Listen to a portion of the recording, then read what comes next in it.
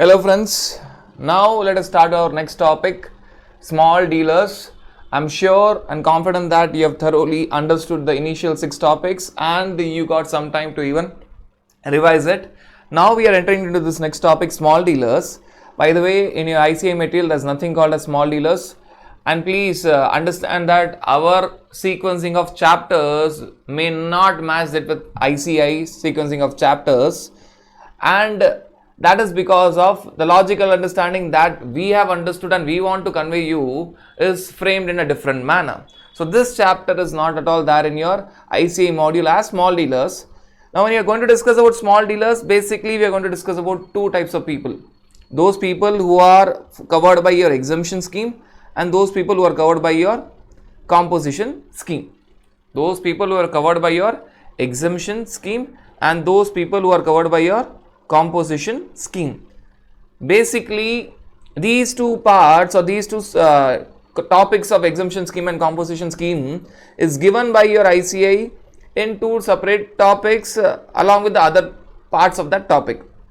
Exemption from registration is given in chapter called as registration. Even we do have that exemption from registration again repeated in our chapter called as registration. And composition levy is given along with levy of GST.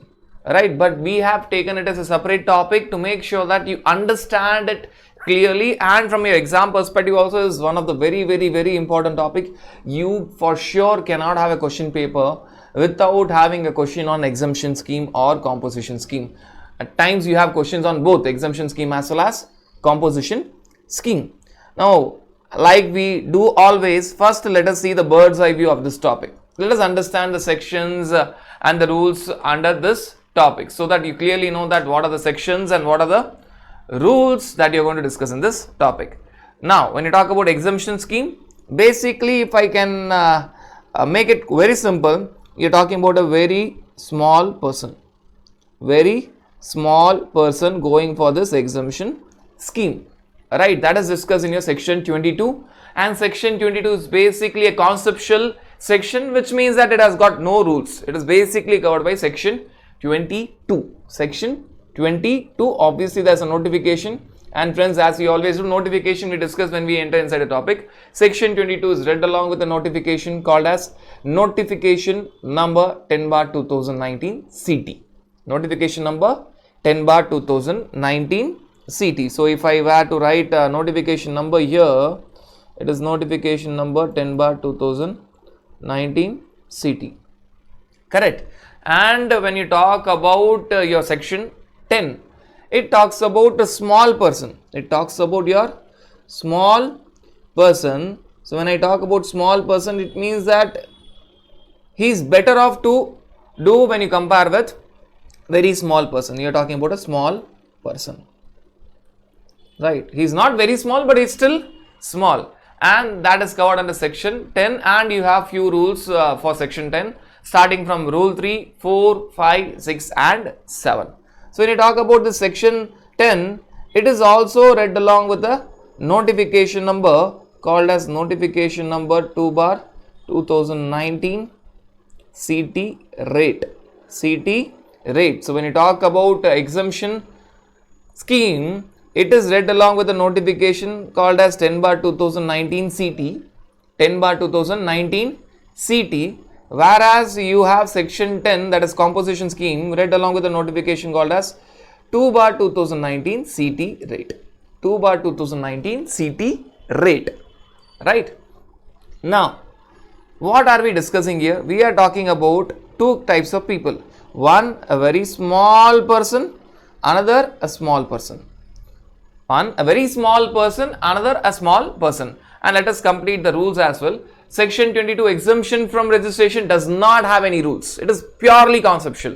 Whereas section 10 composition levy or composition scheme has got rules starting from your rule 3, rule 4, rule 5, rule 6 and rule 7.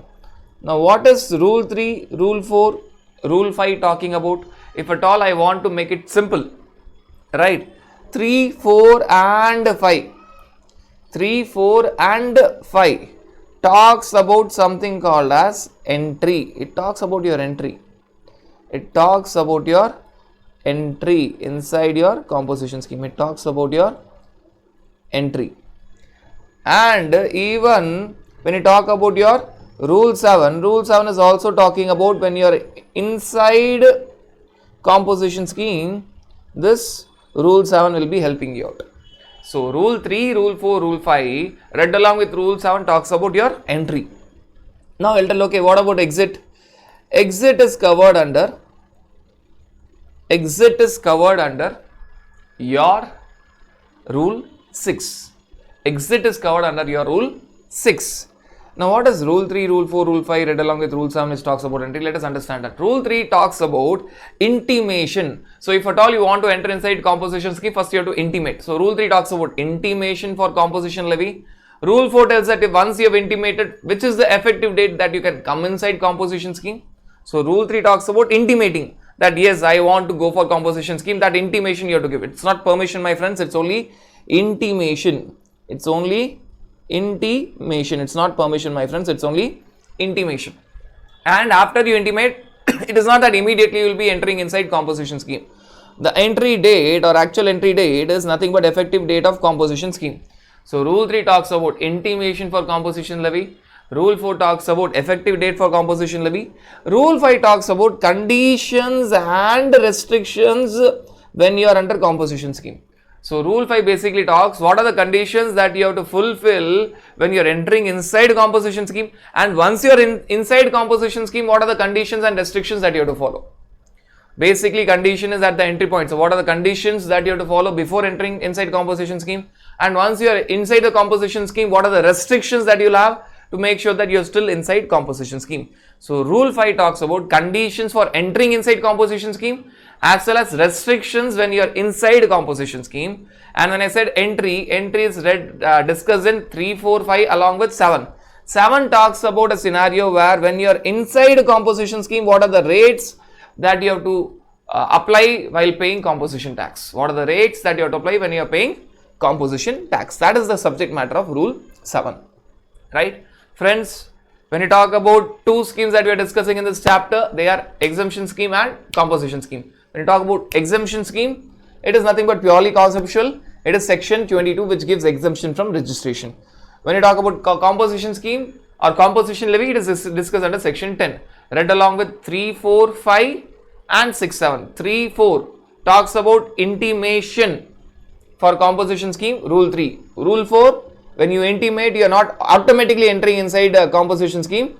It will be from a particular date which is called as effective date for entry inside composition scheme or composition levy. Rule 5 talks about two things: conditions before entering inside composition scheme and restrictions when you are inside composition scheme. Read along with rule 7. Rule 7 tells that whenever you are inside composition scheme, these are the composition taxable rates that you have to pay while discharging your composition levy. Now what is rule 6? Rule 6 talks about your exit. It is nothing but validity of your composition levy. Validity. Till how long you can be inside composition scheme. Till how long you can be inside composition scheme. So rule 6 talks about your validity of composition levy, which means that how long you can be inside composition scheme, and what is the moment when you are thrown outside composition scheme. What is the moment when you are actually thrown outside composition scheme. So it talks about your validity of composition levy, or it talks about the exit point. The moment you are doing certain things, you are actually thrown outside composition levy. So that is discussed in your rule 6. Right. So we are having a very clear bird's eye view when you're talking about small dealers, exemption scheme and composition scheme. Friends, you will find always notes below this bird's eye view. Right. That notes talks about the corresponding provisions of IGST Act, which will automatically discuss when you're inside IGST Act. So we are not seeing that notes. We have not seen that in any of the chapters, and we are not going to see in any of the chapter. The moment we are seeing IGST Act, we will find that things are very clear. Now, bird's eye view, as I am always telling that it will serve two purposes. You know what is the subject matter that we are going to discuss in this chapter, plus you also know the section number and the rule number inside the topic, so that you don't have any fear of the section number and the rule numbers. Now, let us start with the basics of small dealers, where you are talking about benefits which are there if you are under exemption scheme or composition scheme. And in both the exemption scheme and composition scheme, there is something called as aggregate turnover. Both are dependent on something called as aggregate turnover. So you're talking about the basics of this topic called as small dealer. This is the first subtopic of this chapter. Friends, as already discussed, each chapter was always divided and will always be divided into subtopics so that you can easily understand thoroughly that subtopic, digest it, understand it logically. Then we'll be moving on to the next subtopic of the same chapter. So first subtopic of this chapter is what are the benefits if you're talking about exemption scheme and composition scheme. And in both the schemes, whether you talk about exemption scheme section 22 or composition scheme section 10, you are focusing on a base term called as aggregate turnover. I'll tell my friends, this aggregate term is not used only in exemption scheme, composition scheme. It is used in many other places. But one of the most important places where it is used is your exemption scheme section 22 and your composition scheme section 10. It means that once you are thoroughly understanding this aggregate turnover, wherever this aggregate turnover comes, you are going to have the same meaning. You are going to have the same meaning. Friends, if you remember, I said in the beginning that we will be discussing around 130 definitions, or rather more than that if I even count the definitions of your exemption notification which are given within the exemption notification. Right, so if I even count that, it will be around 150 definitions. We will be discussing at the most appropriate place, right, so that you understand the relevance of the definition. But that doesn't mean that the definition is only associated with that particular concept. It may be associated with other concepts, and whenever you are discussing that term, it has got the same meaning that we have already discussed. So this will make sure that you understand the definition thoroughly, and when you are reading the definition, it is not that you are blindly reading the definition. I don't want you guys to read blindly the definition. For example, we have discussed the definition of goods and services when we have discussed levy topic, and when we are talking about the first P, product. It doesn't mean that goods and services is only mentioned there. Goods and services is throughout your GST law. So we are not going to discuss that point again and again. So whenever I tell goods and services, it has got the same logic, right? So understand that, and then we'll proceed. Now, before I even start with your basics of small dealers, where you're going to discuss the benefits which are there under composition scheme, and we are going to discuss a very important term or definition called as aggregate turnover. We'll take a small example to understand this logic of this entire topic, which means that we are going to take an example to make you understand why at the first instant we have this topic called as small dealers, right?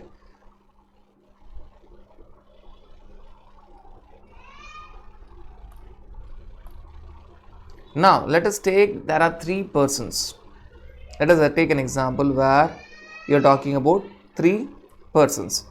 The first person that we are talking about is, say,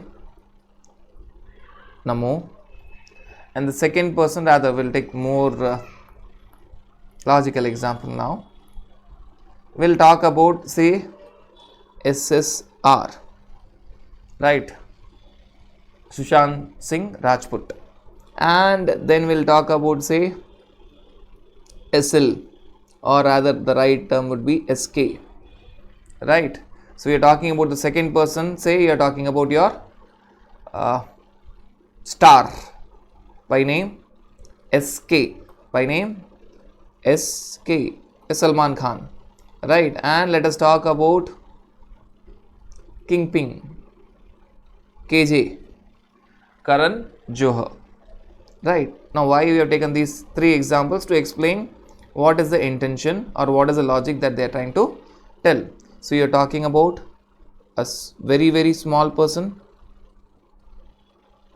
you are talking about an average person, comparatively small, though in reality you cannot call this man as small, and you are talking about a very big person, and you are talking about a very big person, which means that let us even give their turnovers, let us even write their numbers. So for example, the aggregate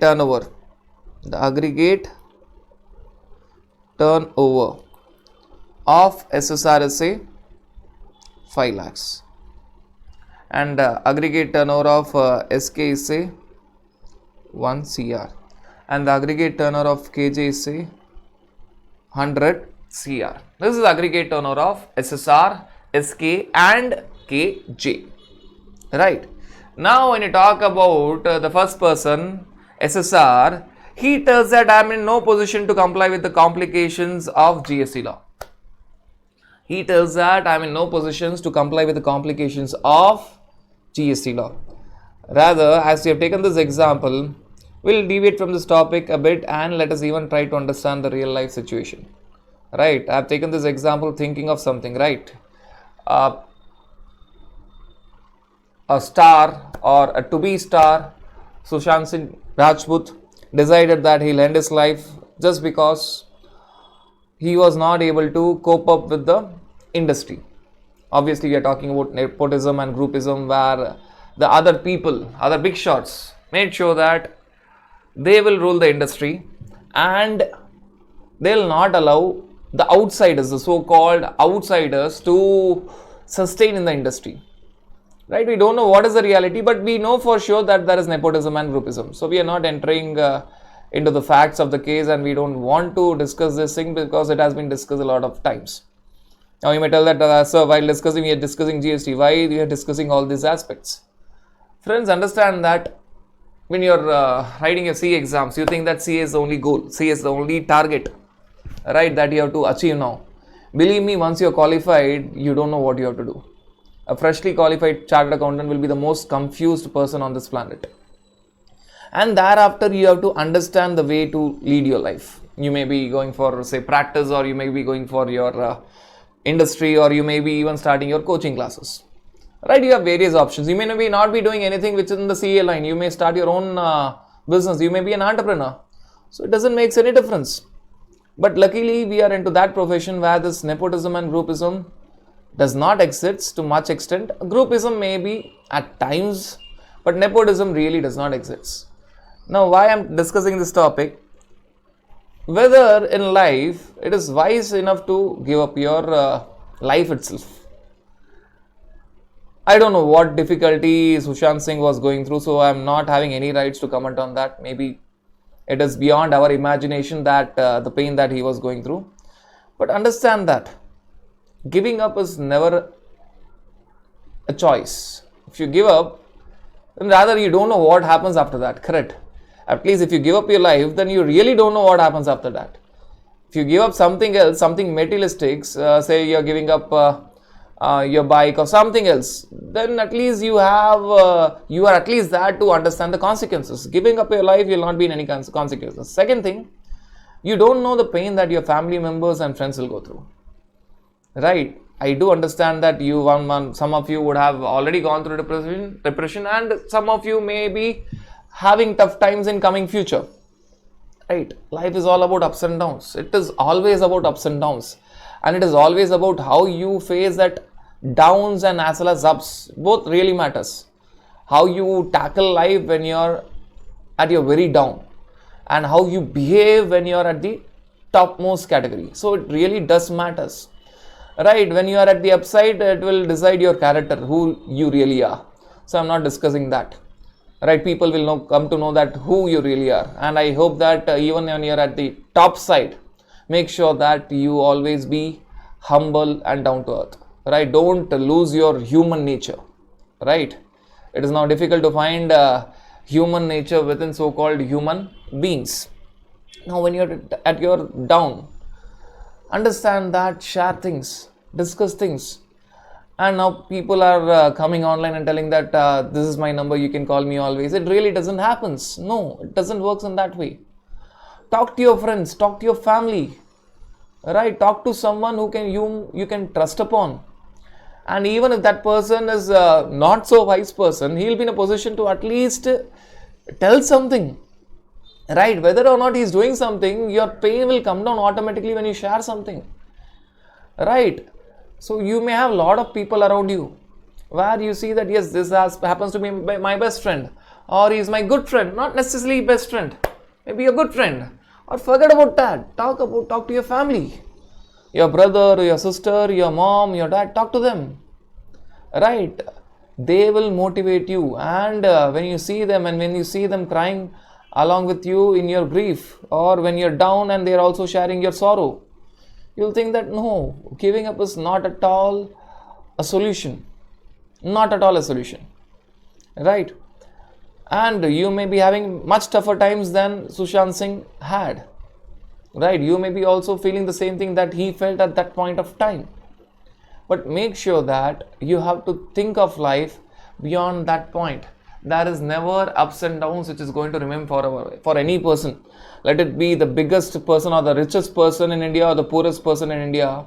Ups and downs are never constant. They will change. If you are now at your down, things will improvise. I'm not telling that things will be very good. Things will obviously improvise, and you have to take efforts to improvise things, right? So make sure that you never think of that situation, or you're never into that trap, right? And understand that your mental health is too important.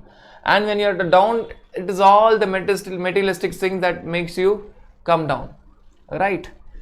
And remember that your success and your failures, so-called success and failure, which is given by the society, right? I know that even if I'm doing good at coaching classes now, maybe someone else will occupy my place, for sure.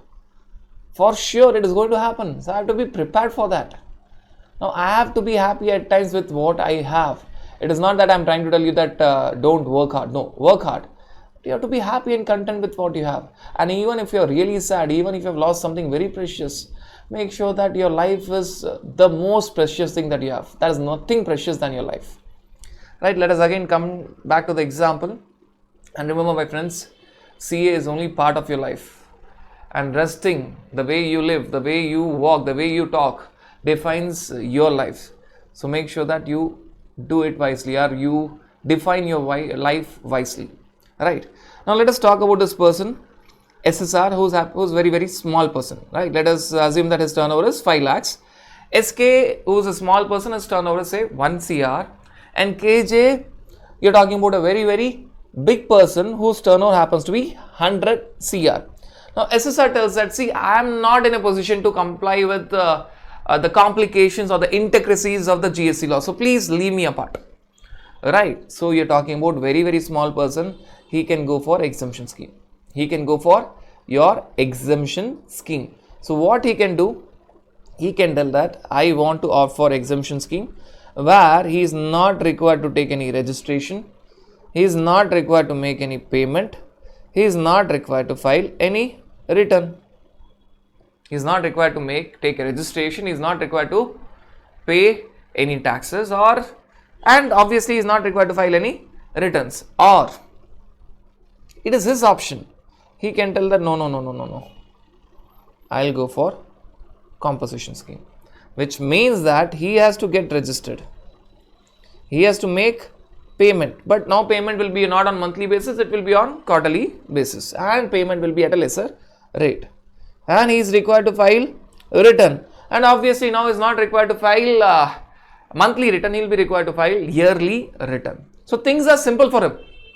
Things are actually simple for him. And if at all I want to even discuss about records, if at all he would have gone for exemption scheme, he is not required to maintain any records which are demanded by GST law. And if he tells that no, I'm ready to go, I want to take registration and I want to work under composition scheme because my turnover is going to cross a particular limit. Rather, the normal exemption limit that we are talking about is 20 lakhs. And the normal composition scheme limit that we are talking about is 1.5 CR.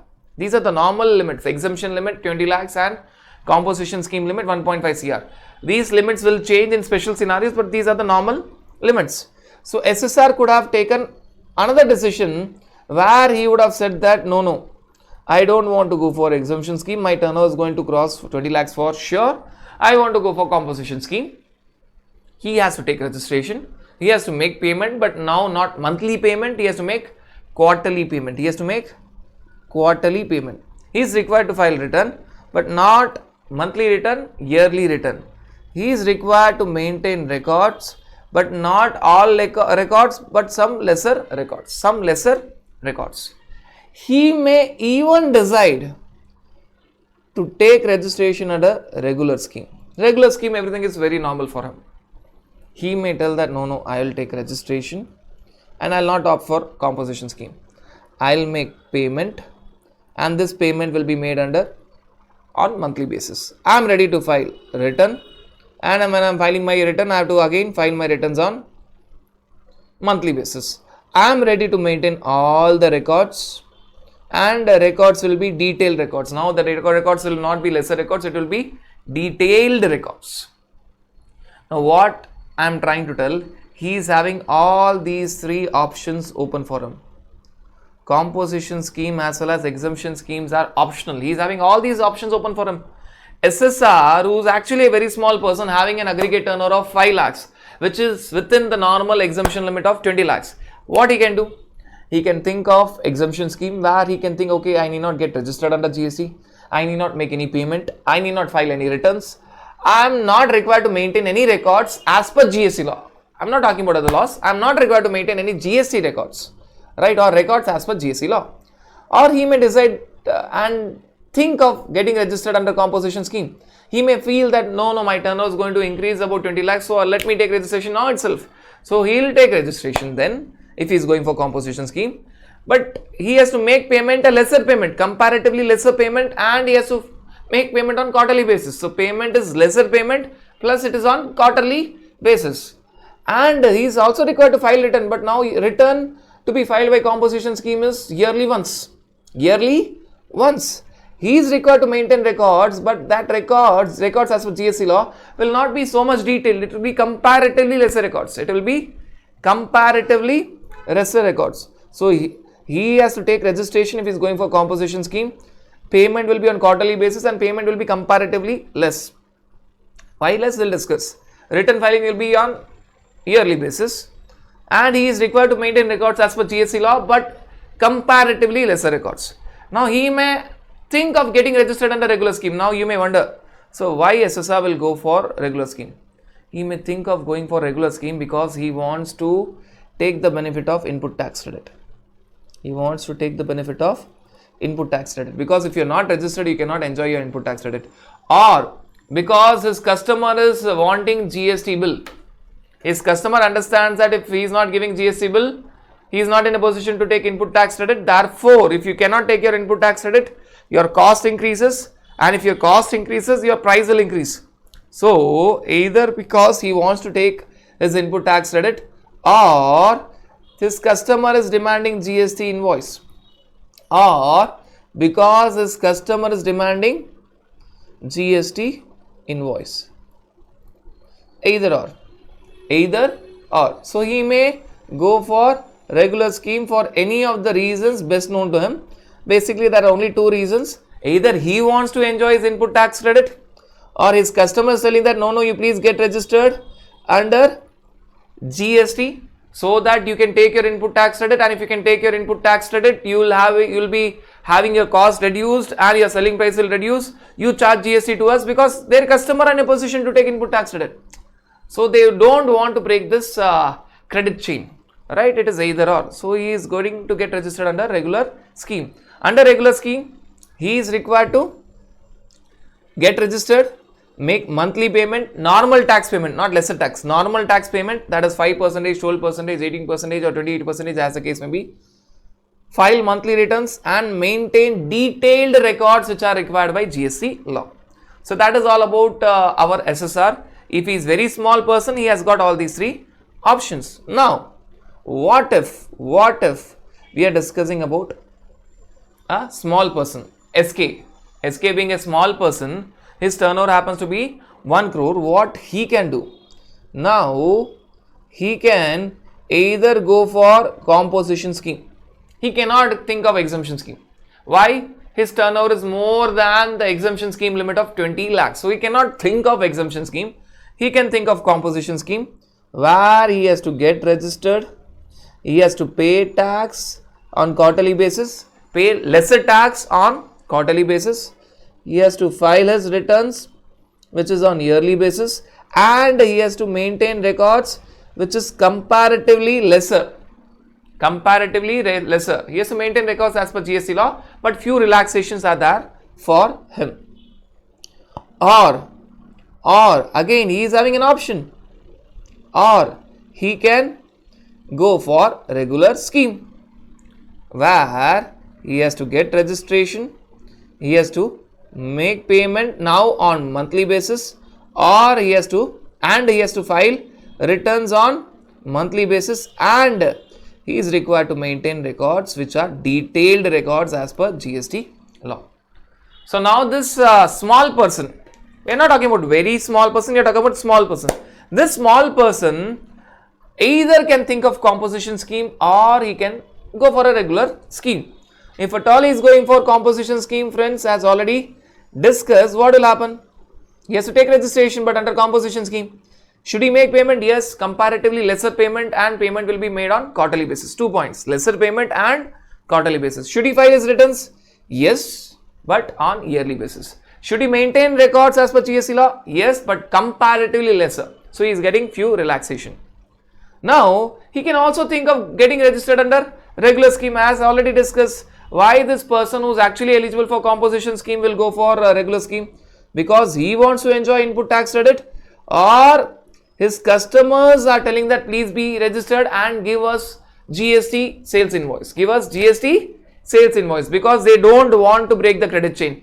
They understand that if this person is under a composition scheme, he is not going to charge GST on invoice. Though he is going to pay, he is not going to charge GST on invoice, which we will understand later. Right? And this person under composition scheme cannot take credit. The moment he cannot take credit, obviously cost increases. The moment cost increases, selling price increases. And that selling price will be the purchase price for the customer. So his customer is very clear. No, you go for registration, and you go for registration under regular scheme. So he has to get registered and he has to make monthly payment. He is required to make monthly payment. He is required monthly payment and normal payment, 5%, 12%, 18%, 28%.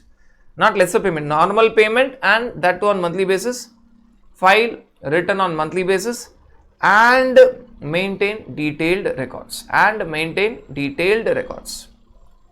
Right? He is also having an option. Now what about this very big person? KJ 100 CR. He cannot think of exemption scheme, and he also cannot think of composition scheme. He can only think of regular scheme. Where he has to get registered, where he has to make the payment, normal payment on monthly basis, where he has to file his returns, normal returns on monthly basis, where he has to maintain records, detailed records. So when you talk about this person called as KJ, a very big person, 100 crores, which is beyond the limit of exemption scheme and composition scheme, he is having only one solution. He has to go with regular scheme. When I am telling regular scheme, get registered as a regular taxable person, pay taxes, pay normal taxes on monthly basis, pay normal taxes, that is 5%, 12%, 18%, 28%, as the case may be, on monthly basis. File your returns on monthly basis and maintain detailed records as required by GST law. So if at all you are talking about this basic understanding, here we will understand what these three people can do. Very small person and big person. Very small person was having the right, or was getting the option of either going under exemption scheme, or going under composition scheme, or going for a regular scheme. Whereas when you talk about small person, either small person means more than 20 lakhs but within the limit of 1.5 CR. Either he can think of composition scheme or he has to go for regular scheme. So either he can think of composition scheme or he has to go for regular scheme. When you talk about big person, actually there is no option for him. He has to go for your regular scheme. Right? So this is the basic understanding, and rather we have also discussed what happens under exemption scheme. No registration, no payment, no return filing, no records as per GST law. He may have to maintain records as per other law, but no records as per GST law. When you talk about composition scheme, get registered under composition scheme, make payment which is comparatively lesser payment, and make payment on quarterly basis. File your returns, but file yearly returns, and finally maintain records but not detailed records, maintain lesser records which are required by GST law. So there are few relaxations given to composition taxable person with respect to records. And if at all you are talking about regular scheme, then get registered as a regular taxable person, then you are talking about making payment, make payment of normal tax or regular tax, that is 5, 12, 18 or 28% as the case may be, and make payment on monthly basis. Make payment on monthly basis. File your returns on monthly basis and maintain all the records that are demanded by GST law. So maintain detailed records. So that is the understanding of exemption scheme, composition scheme and regular scheme. And we have understood that very small person can go for either exemption scheme or composition scheme or regular scheme. A small person can go for composition scheme or regular scheme. The understanding that we are having, when I am telling about very small person, it is up to 20 lakhs. When I am talking about a small person, more than 20 lakhs but up to 1.5 crore, and a big person can only think of regular scheme. When I am talking about big person, the understanding is his turnover is more than 1.5 crore. So with this understanding, you will understand all these aspects. Now, when you talk about small person, exemption scheme, rather we are going to call it as very small person. Exemption scheme, we will always call it as very small person, and composition scheme will always call it as small person. So whenever you talk about exemption scheme, section 22, the benefit, normally I said that the limit that we are going to discuss is 20 lakhs. Normally the limit that is there for exemption scheme is 20 lakhs.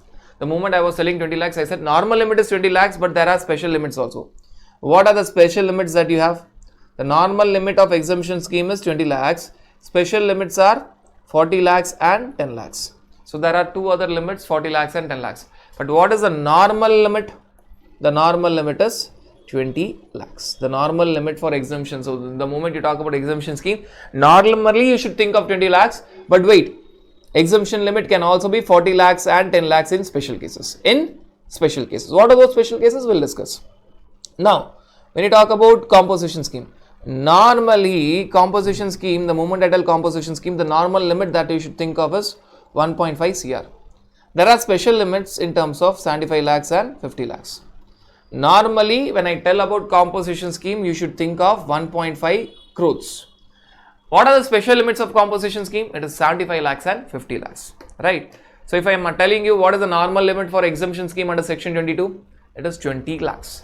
What are the special limits for exemption scheme under section 22? 40 lakhs and 10 lakhs. These are special limits. 40 lakhs in certain scenarios, 10 lakhs in certain scenarios, in exceptional scenarios, right? And if I am asking you what is the normal limit for your composition scheme under section 10, the answer should be 1.5 crore, 1.5 crores, right? So normal answer is 1.5 crores. And if I tell you what are the special limits for composition scheme, your answer should be 75 lakhs and 50 lakhs. These are special limits which are there only in special cases. Special limits because they are there only in special cases, 75 lakhs and 50 lakhs. And as already discussed very clearly with the help of the example, this exemption scheme as well as composition scheme, they are optional. They are optional. And whenever you are going to talk about exemption scheme, very clearly discussed, there is no registration. If I am talking about exemption scheme, no registration, no GST records, no payment, no return. That we have clearly discussed in that example that we have taken. If I am talking about a composition scheme, you take registration but you maintain lesser records. You maintain lesser records. You don't maintain detailed records. You have to make payment, but the payment is lesser payment and the payment is quarterly basis. Isn't it? We have discussed very clearly, the payment is a lesser payment. It is not the normal 5, 12, 18 or 28%. It is lesser payment, and that too the payment is made on quarterly basis, which means that you don't make payment on monthly basis, you make on quarterly basis, and the due date is 18 days after the quarter. So when I talk about the due date, which we are going to discuss very clearly in return filing chapter, now roughly understand what is quarterly basis. For April, May, June, you are going to pay in the month of July. Which date of July? On or before 18th of July. For July, August, September, you are going to make the payment in October. Which date of October? What is the last date? 18th of October. For October, November and December, you are going to make the payment in January. You are going to make the payment in January. What is the last date for payment for October to December? 18th of January. For January, Feb, March, you are going to pay in the month of April. So what is the last date for making the payment for Jan, Feb, March, that is Jan to March quarter, it is 18th of April. 18th of April. So you are talking about April to June quarter, 18th of July. July to September quarter, 18th of October. October to December quarter, 18th of January. January to March quarter, 18th of April. Quarterly basis. Quarterly basis. Payment is at, first point is at lesser rate. So point number 1, payment will be at a lesser rate. Point number 2, it will be on quarterly basis. That we have clearly discussed when we are discussing that particular point. And when you talk about return filing is on monthly basis. Return filing is on yearly basis. When you talk about return filing for composition scheme, it is not on monthly basis, it is on yearly basis. And what is the due date for the entire financial year? April to March. It is 30th April of next financial year. 30th April of next financial year.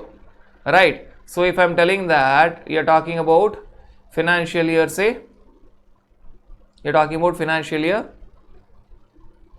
2021. You are talking about, say, financial year 2021.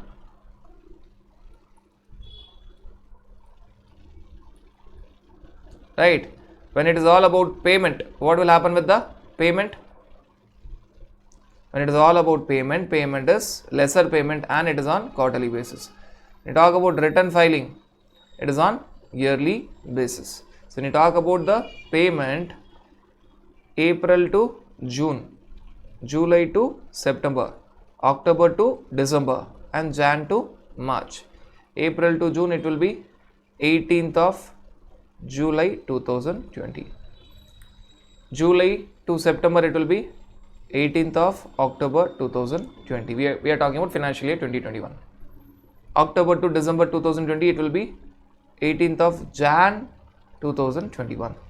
Jan to March 2020, it will be 18th of April 2021. This aspect will come again in return filing chapter where we will quickly revise the same. Return filing for composition scheme for the entire financial year. For the entire financial year 2021, which means April 20 to March 21, it will be 30th of April 2021. After the financial year is over, you have to file the return on or before 30th of April 2021. That is when you are talking about your composition taxable person. Composition taxable person. A person who is registered under composition scheme. Right. Now, if you look at the basic points, rather we have completed the basic points with the help of example of SSR, SK and KJ. Now that's only a quick revision. Now, if I tell what are the advantages of exemption scheme? Advantages of exemption scheme is very normal. No registration, no records, no payment, no return filing.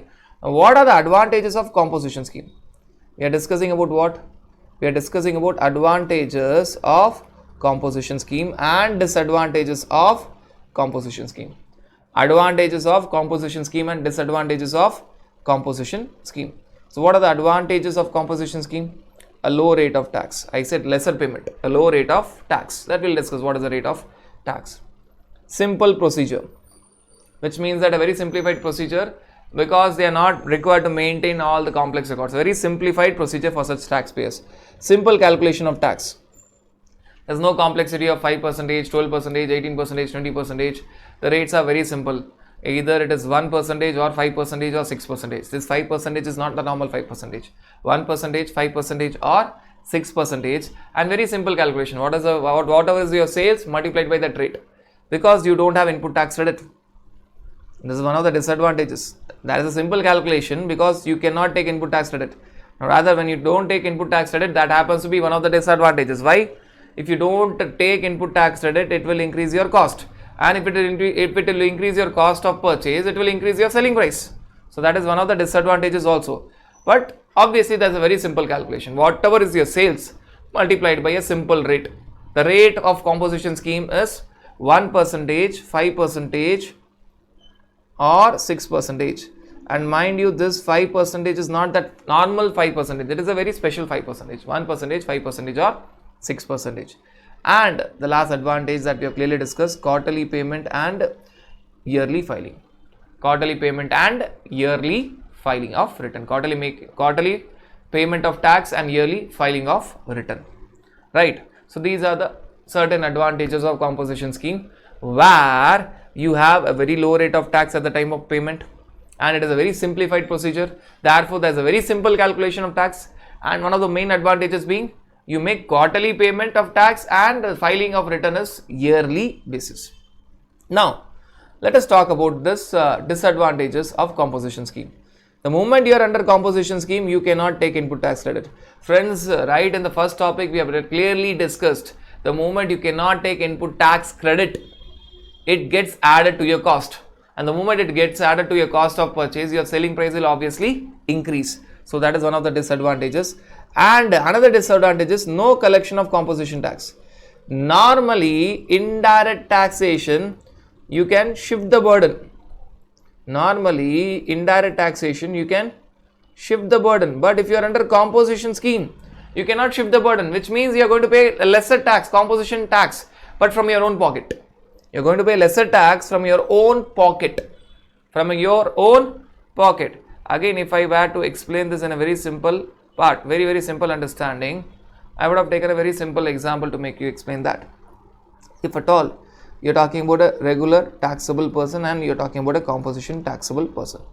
And let us see his chain. Now, what will be his chain? Purchase chain and sale chain. Right, you are talking about the chain.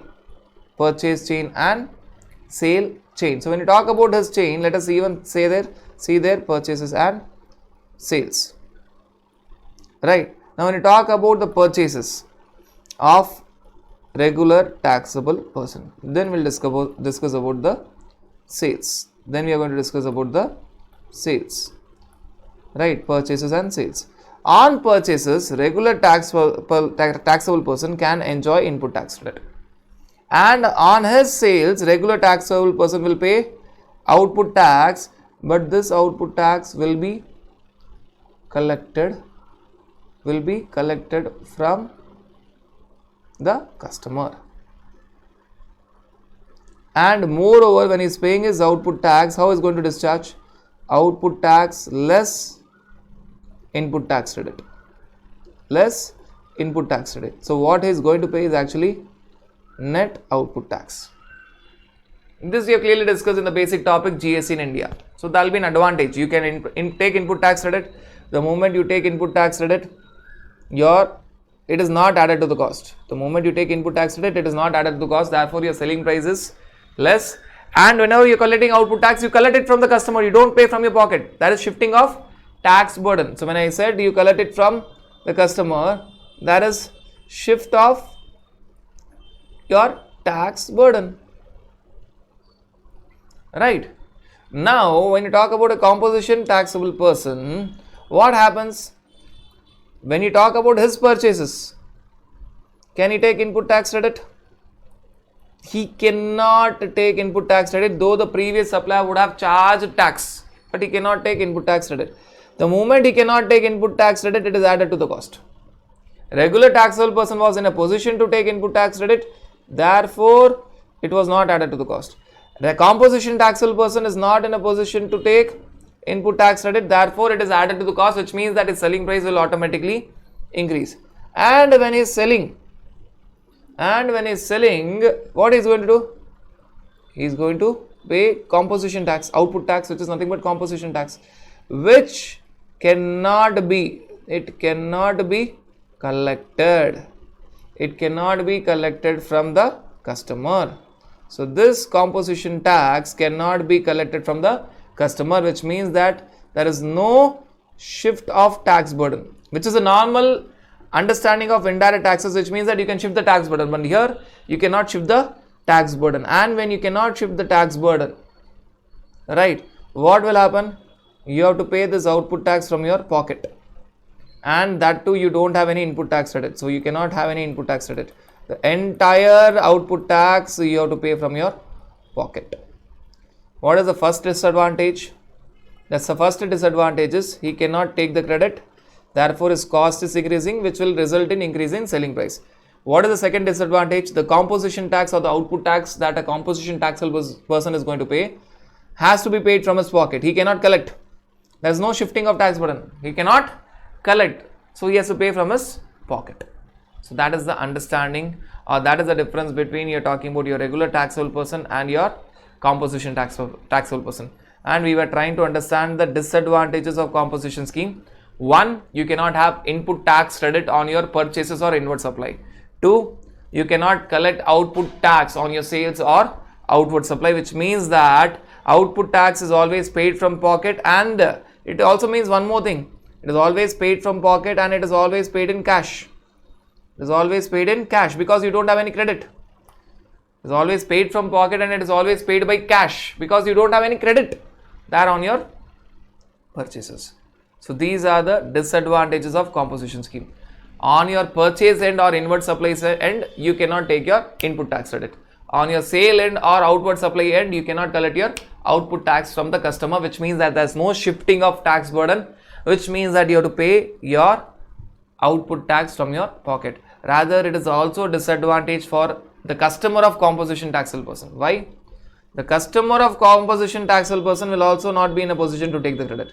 So it is not only disadvantages for a composition taxable person, it is also disadvantages for the customer of composition taxable person, because when he is going to get the bill of supply for composition taxable person, we have something called as bill of supply. He will not have any tax element on bill of supply. So when this composition taxable person is going to give his document, what is the document given by regular taxable person? The document given by regular taxable person is tax invoice with the breakup of selling price plus GST, and this GST the customer will take the credit. Whereas when you talk about the document given by composition taxable person on his sales or outward supply will be bill of supply, where he is going to charge only selling price, because GST though is paying, he has to pay from his pocket, he cannot collect it. When there is no GST which will be mentioned on the bill of supply, the customer will not be in a position to take any input tax credit. Right, so it is disadvantageous even for the customer to purchase from a composition taxable person if the customer that we are talking about is a GST registered person.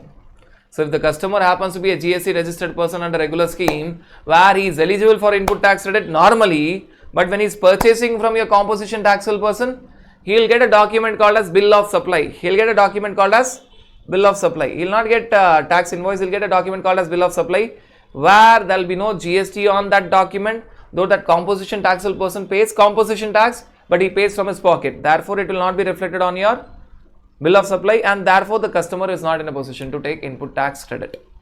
Right, so that is another point that you have to remember. Right, this is all about the basics or the base provisions of your small dealers both exemption scheme and composition scheme.